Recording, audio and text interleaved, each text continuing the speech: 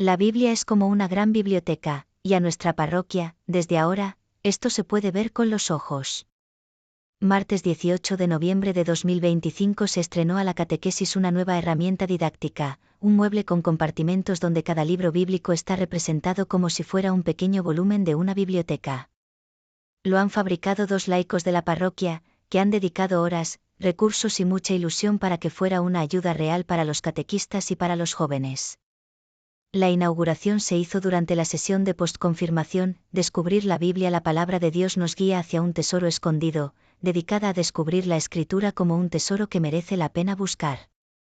Gracias a esta biblioteca bíblica, los jóvenes pueden visualizar mejor la estructura de la Biblia, situar cada libro, hacer juegos y actividades activas, lo ven, lo tocan, lo ordenan.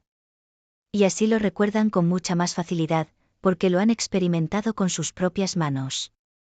Los jóvenes acogieron la herramienta con mucho de entusiasmo y los catequistas ya están pensando nuevas dinámicas para aprovecharla al máximo.